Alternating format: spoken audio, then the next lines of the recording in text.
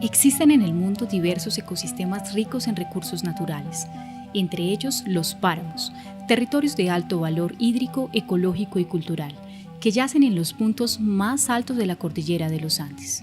Y hoy es el tema fundamental en la legislación del país. Mi nombre es Rafael Armando Cañas, soy de acá del municipio de Mutiscua.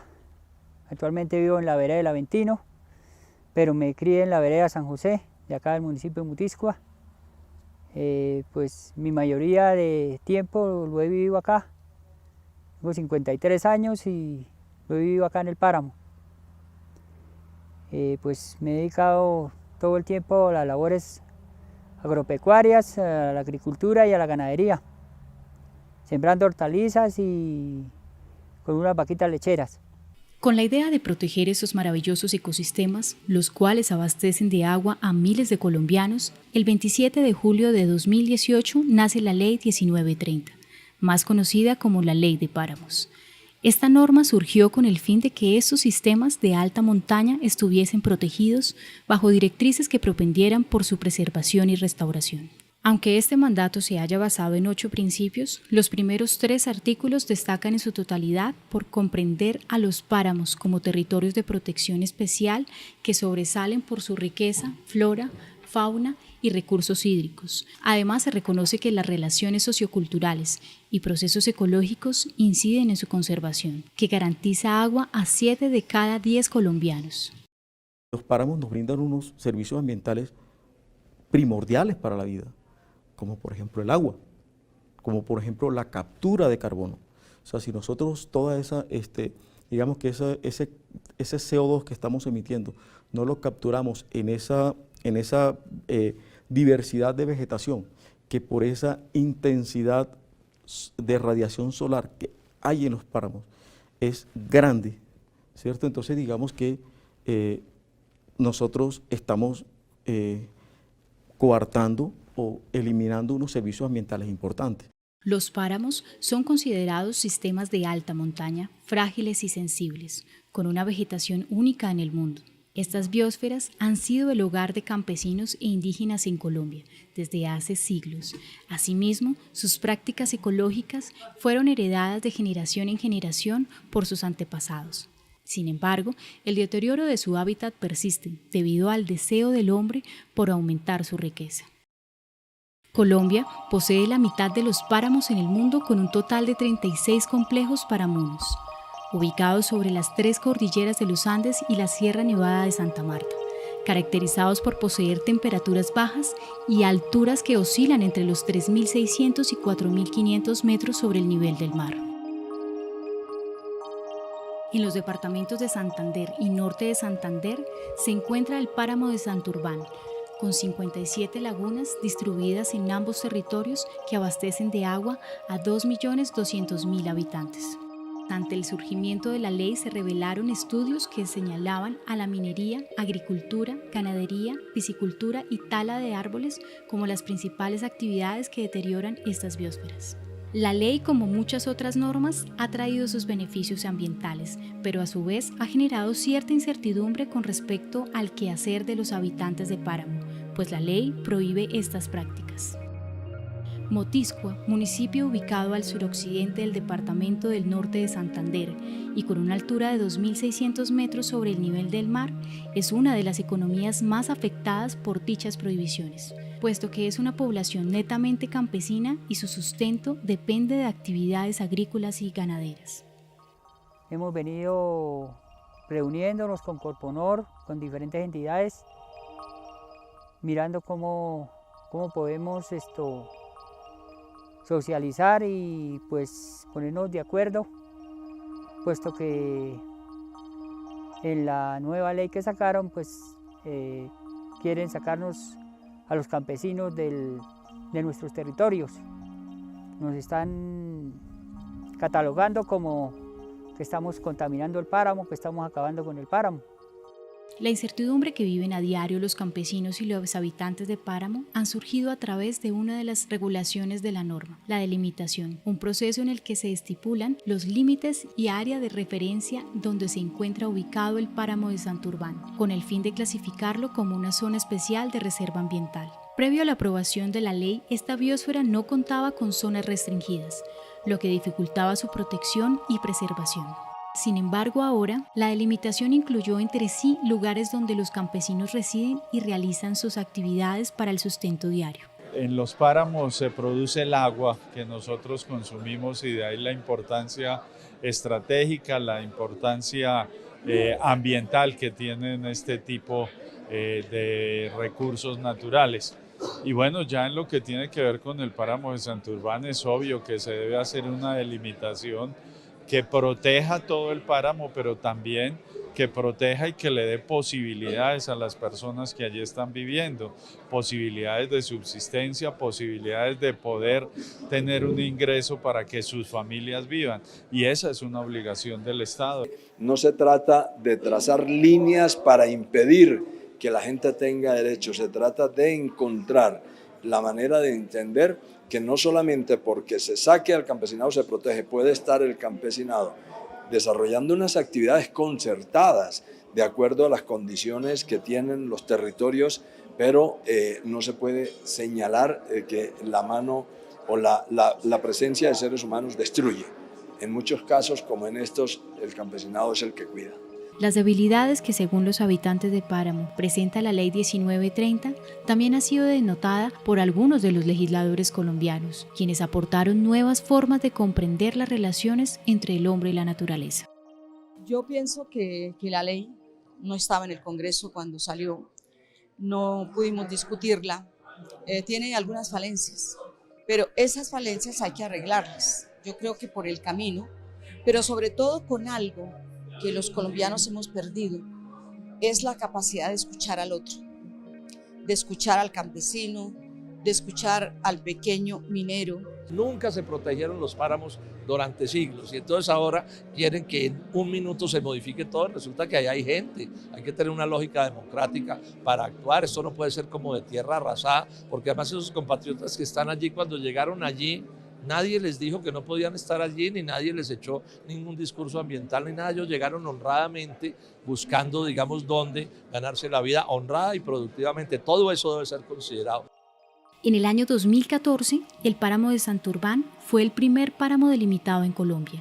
Sin embargo, la Corte Constitucional dictó la sentencia T-361 a favor de las demandas que impusieron colectivos en pro de la defensa de páramo de Santurbán y en contra del Ministerio de Ambiente y Desarrollo Sostenible, debido a que la delimitación no contó con el acceso a la información pública y deliberada de la población, vulnerando así el derecho a la participación ambiental. Tenemos problemas grandes. Tenemos que en zona de páramo pues no se puede hacer ni actividad minera ni actividad de agricultura. Pero después con la ley de páramos pues se dijo que los agricultores sí pueden ejercer actividades siempre y cuando sean de bajo impacto, porque las clasifica en bajo y alto impacto. Actualmente el Ministerio de Agricultura pues está definiendo qué es alto impacto, qué es bajo impacto. Entonces las comunidades campesinas pues también tienen una inseguridad, porque ellos primero, las comunidades campesinas de zona de páramo no conocen qué es delimitación. Podemos hacer un censo, una pregunta o una actividad didáctica de qué es una delimitación, no conocen qué es una delimitación. También tienen en sí la problemática del campo que la hemos tenido por muchos años. El Instituto Humboldt, de acuerdo a lo establecido también por el Gobierno Nacional, ha generado los insumos técnicos para que se dé esta discusión en cabeza del Ministerio del Medio Ambiente para la delimitación de páramos. En Colombia se estima que hay 37 complejos de páramos. Estos complejos de páramos, el Instituto ha generado la información cartográfica base desde la componente biofísico y ecosistémico para la delimitación, pero evidentemente la delimitación es un proceso que incluye la discusión, la participación y la concertación con comunidades, y ese es parte del proceso que está liderando el Ministerio del Medio Ambiente. precisamente tenemos esa gran responsabilidad de ser garantes de un instrumento de participación abierto, democrático, eficaz, que permita que todos los actores entreguen sus propuestas y nosotros construir de manera colectiva esos acuerdos y esas soluciones frente a las necesidades que existen en el ecosistema. Como ya lo dije, esa política del presidente Duque de producir conservando y conservar produciendo es la que estamos implementando y que ya estamos en el proceso de concertación. La aplicación de la norma y el desconocimiento de la misma ha sido el punto controversial. Aunque en la ley se declararon prohibiciones, también se contemplaron programas, planes y proyectos de reconversión o sustitución de las actividades restringidas. Sin embargo, la duda surge de la falta de socialización de estrategias, el apoyo y formación de nuevas prácticas que implementará el Ministerio de Ambiente y las corporaciones encargadas. Declarar la conservación es lo ideal. Y debe primar en Colombia, pero también se deben reconocer esos derechos, esas circunstancias de los ingresos de subsistencia que tienen los campesinos, los afros e indígenas arraigados.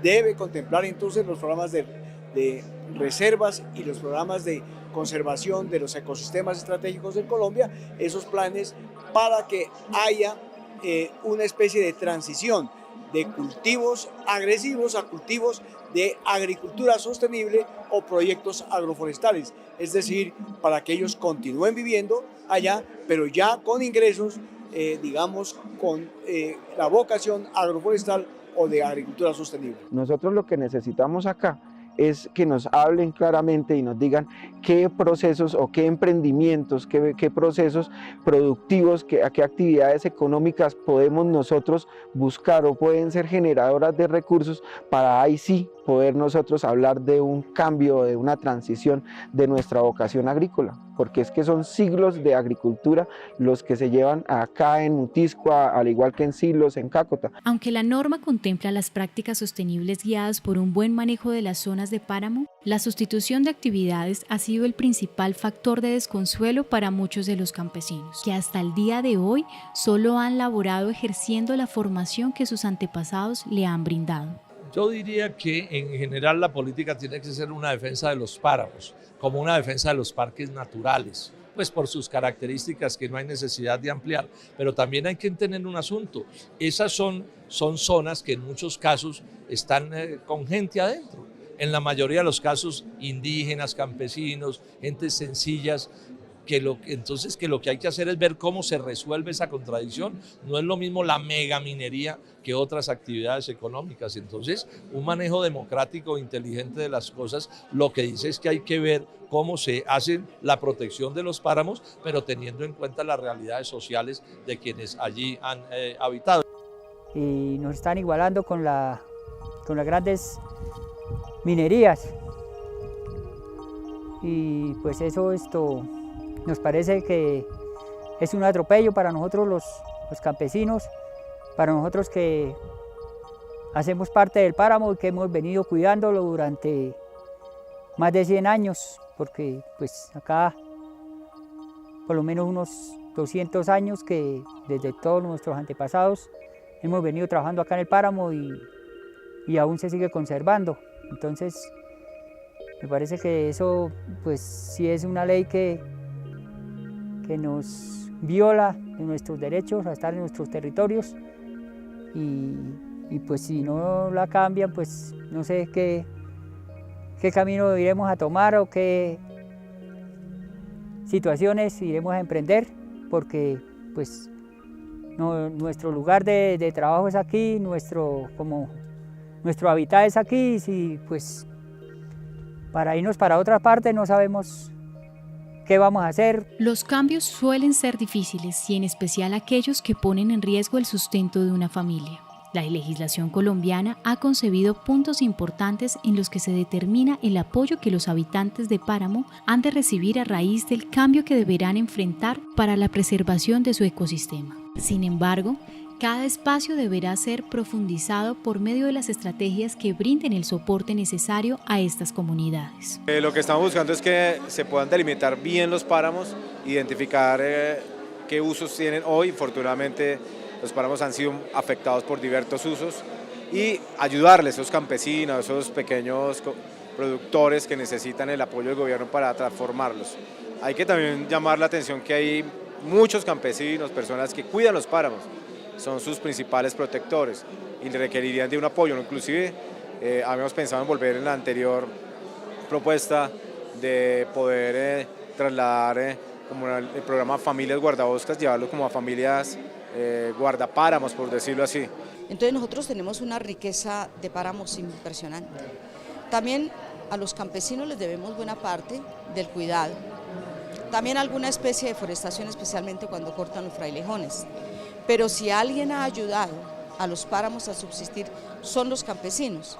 Y estos campesinos o hay que simplemente cambiar su actitud de trabajo, es decir, que ya no tengan tantas vacas, etcétera, pero que puedan ser también los guardianes de los páramos. Es decir, que ellos puedan trabajar sembrando los frailejones y desde luego que hay tierra donde se pueden hacer pequeños cultivos para la manutención, etcétera. Es importante aclarar que la Ley de Páramos busca proteger estas biosferas a través de la restauración del suelo y la restricción de actividades económicas a gran escala. No obstante, no impide las prácticas limpias para el sustento familiar. Bueno, los páramos son unos capturadores de carbono. Ellos capturan mucho carbono. Por lo tanto, entonces hay una franja de esos páramos en donde son suelos muy ricos en carbono que lo podemos utilizar para la agricultura, pero con un límite. Yo no puedo entonces tampoco, digamos que en un momento dado, una vez se haga el análisis de esa vulnerabilidad de ese territorio, ¿cierto? Con respecto a una actividad determinada. Entonces digamos que una vez se haga el análisis hay que mirar qué tipo de agricultura voy a implementar, ¿cierto? Si es una agricultura familiar, si es una agricultura de subsistencia o si puede ser una agricultura industrial. O lo mismo pasaría con la ganadería, ¿okay? ¿Qué tipo de ganadería? Extensiva, intensiva, semi-intensiva. ¿Okay? Si fuera minería, yo creo que la minería en todos los aspectos deben ser restringidos. Aunque según la ley, algunas prácticas han deteriorado el uso del suelo paramuno, la degradación de este ecosistema también ha sido producto de diferentes factores en los que se incluyen las actividades económicas desarrolladas en la ciudad. No vamos a tener páramo. El páramo tiene, digamos que dos puntos frágiles, ¿cierto? El primero, o frágiles no, sino que dos puntos o dos aspectos que tocan y que afectan su supervivencia. Primero, el cambio climático, ¿ya? Eso es global, ¿okay? Entonces nosotros tenemos que aportar desde las otras actividades que no se hacen directamente en el páramo, porque digamos que las emisiones de gases de efecto invernadero no se hacen directamente en el páramo o se hacen muy pocos, ¿cierto? Sino de manera indirecta en las ciudades, en todas las actividades industriales. ¿Okay? Entonces, que están afectando el páramo de manera directa. No, nosotros no estamos haciendo ningún mal. ¿No le hacen daño al páramo? No. ¿Por qué cree? Porque nosotros, ¿qué mal estamos haciendo? No estamos haciendo mal. Porque no contaminamos, no es que eso es lo que es. Siempre ha sido natural y eso siempre viene de tradición de años y miles, años de atrás, que eso viene. ¿Cuándo así la generación? Sí. ¿Quién contaminamos? Nosotros estamos contaminando. Mientras que no es por hablar o por decir, pero vamos a hacer una comparancia. Entonces, como si yo no estoy diciendo ninguna contaminación en la finca, yo lo que uno mira. Pero póngale cuidado usted, en una ciudad grande, si hay contaminación, entonces es donde uno se refiere a eso. La Ley 1930 contempla programas de educación en los que se estimulan la importancia de la conciencia ambiental, pues es necesario conocer el valor ecológico de los ecosistemas de páramo y su riqueza en materia de biodiversidad para lograr así el apoyo de la sociedad en la preservación de estas biosferas. Porque también ellos son conscientes, he hablado con muchísimos campesinos que viven en los páramos, ellos son conscientes de que si no se cuida el páramo ellos tampoco tendrán agua. La gente ha sido muy receptiva, la gente entiende que tiene que conservar, pero que también que los dejen trabajar, y en ese momento pues Corponor, cuando hace la zonificación, establece básicamente un censo predial, un censo de áreas sembradas y áreas protegidas y se establecen ciertas limitaciones, pero también ciertas prácticas que debe seguir conservando aquella persona que está cultivando y que pueda seguir para que no lo saquen de esa zona. En conclusión, la Ley 1930 nace al rescate de nuestras futuras generaciones y aunque su implementación haya traído controversias, la norma tiene presente la importancia del hombre en la conservación del medio ambiente. Acá en el páramo lo vi uno muy feliz porque respira aire puro, tenemos mucha biodiversidad, todos